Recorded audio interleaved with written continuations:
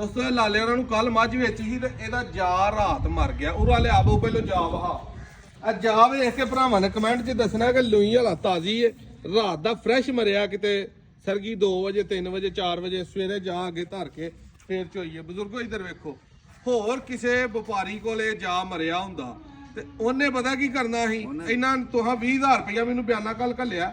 ਮੈਂ ਕਿਹਾ ਤੁਸੀਂ ਸਵੇਰ ਮੇਰੇ ਕੋਲ ਆ ਜਾਓ। ਇਹ ਗਏ ਨੇ ਆ ਮੈਂ ਡੇਰੇ ਤੇ ਲੇਟ ਆਇਆ। ਮੈਂ ਕਿਹਾ ਬਜ਼ੁਰਗੋ ਤੁਹਾਡਾ 20,000 ਰੁਪਇਆ ਬਿਆਨਾ ਮੈਨੂੰ ਆ ਗਿਆ, ਬੱਚਾ ਤੁਹਾਡਾ ਬਿਆਨਾ ਘੱਲੇ ਤੋਂ ਬਾਅਦ ਮਰਿਆ, ਇਹ ਬੱਚਾ ਇੱਥੇ ਮਰਿਆ ਪਿਆ, ਆਪਣਾ 20,000 ਫੜੋ ਤੇ ਮੈਂ ਮਾਦਰੇ ਚਾਹਨਾ ਤੁਹਾਨੂੰ ਫੇਰਾ ਪਵਾਇਆ।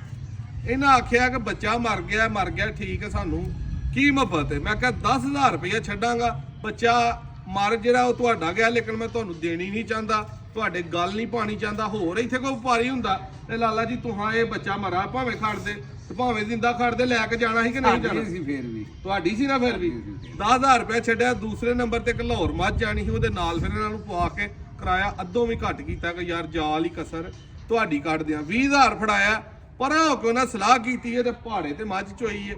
10 ਕਿਲੋ ਮੱਝ ਦੀ ਇਹਦੇ ਕੋਲ ਦੁੱਧ ਦੇ ਇਸ ਟਾਈਮ ਉਹਨਾਂ ਚੋਲੀ ਹੈ। ਜਾ ਕੇ ਵੀ ਆਖਿਆ ਚੋਇਓ ਪੂਰਾ ਹੋਏਗਾ ਤੇ ਰੱਖਿਓ, ਨਹੀਂ ਤੇ 2-3 ਦਿਨ ਵੇਖਿਓ ਤੇ ਉਰਾ ਲਾਇਆ ਜੇ। ਲਾਲਾ ਜੀ ਸਾਰੀ ਉਮਰ ਲੰਘ ਗਈ ਜੇ, ਦਾੜੀ ਚਿੱਟੀ ਨਹੀਂ ਵੇਖਿਆ ਤੇਰੇ ਨਾਲ ਦਾ ਅੱਜ ਕੋਈ। ਉਹ ਪੈਸੇ ਤੇ ਨਹੀਂ ਮੈਂ ਤੁਹਾਨੂੰ ਇਹ ਗੱਲ ਕਹਿਣ ਦੇ ਦਿੱਤੇ। ਬਿਲਕੁਲ ਤੇਰੇ ਨਾਲ ਦਾ ਬੰਦਾ ਹੀ ਕੋਈ ਨਹੀਂ। ਮੈਂ ਨਾ ਗੱਲ ਸੱਚੀ ਕਰਨਾ, ਭਾਵੇਂ ਵੇਖੋ ਕੋਈ ਸ਼ਾਇਦ ਹੀ ਨਾਲ ਜਾਣੀ, ਬਿਲਕੁਲ ਇੱਥੇ ਹੀ ਪਈ ਰਹਿਣੀ ਹੈ। ਪੁੱਤਰਾਂ ਜਾਂ ਧੀਆਂ ਸਾਰੇ ਰਿਸ਼ਤੇਦਾਰ ਆਖਣਾ ਚੁੱਕੋ ਫਟਾਫਟ ਰੱਖਾਵੋ, ਕੋਈ ਸ਼ਾਇਦ ਨਹੀਂ ਜਾਂਦੀ ਇੰਜੀ ਗੱਲ ਤੇ ਬਾਕੀ ਵਹੀ ਗੱਲ ਵਾਲਾ ਬੰਦਾ ਵੇਖਿਆ, ਸ਼ਾਬਾਸ਼ ਤੇਰੇ। ਕੋ ਸਾਡੇ 'ਚ ਫਰਕ ਵੇਖਿਆ ਨਹੀਂ, ਅੱਲਾਹ ਤਾਲਾ ਤੈਨੂੰ ਬਹੁਤ 20 ਆ ਪਹਿਲਾਂ ਫੜਾਇਆ, ਹਾਂਜੀ 12 ਆਪਣੀ ਮੁਹੱਬਤ ਨਾ ਛੱਡਿਆ। ਹਾਂ ਕੋ ਕਿਸੇ ਤਰ੍ਹਾਂ ਦਾ ਕੋਈ ਟੀਕਾ ਤੇ ਨਹੀਂ ਲਾਇਆ। ਨਹੀਂ ਵਪਾਰੀ ਜਿਹਦਾ ਮਰਜ਼ੀ ਉਹਨੂੰ ਵੰਗਾ ਲਾ ਕੇ ਫਟਾਫਟ ਟੀਕਾ ਲਾਉਂਦੇ ਨੇ ਕਿ ਇਹਨੂੰ ਪਾਸ ਕਰਾਈਏ। ਪਾਸ ਕਰਾਈਏ, ਉਹ ਗੱਲ ਤੇ ਨਹੀਂ ਭਾਈ ਤੁਹਾਡੀ ਮੱਝ ਨਹੀਂ ਕਿਸੇ ਤਰ੍ਹਾਂ ਦੀ ਨਹੀਂ। ਖੁਸ਼ੀ ਨਾਲ ਲੈਣ ਦਿਓ, ਖੁਸ਼ੀ ਨਾਲ ਲੈ ਖੁਸ਼ ਹੋ ਕੇ ਲੈਣ ਦੇ ਆਪਾਂ। ਇੰਜ ਕੋ ਵਪਾਰੀ ਕਰਦਾ ਨਹੀਂ ਕਰਦਾ ਇਹੋ ਜਿਹਾ ਵਪਾਰੀ ਨਹੀਂ ਕੋਈ ਕਰਦਾ। ਮੈਂ ਨਾ ਸਾਰੇ ਰਗੜਾ ਲਾਉਣ ਵਾਲੇ ਨੇ। ਅੱਛਾ ਜੀ, ਮੈਂ ਬੜੇ ਵੇਖੇ ਨੇ, ਮੱਝਾਂ ਵੀ ਰੱਖੀ ਨੇ, ਅੱਛਾ ਹਰ ਤਰ੍ਹਾਂ ਕੰਮ ਵੇਖੇ ਨੇ।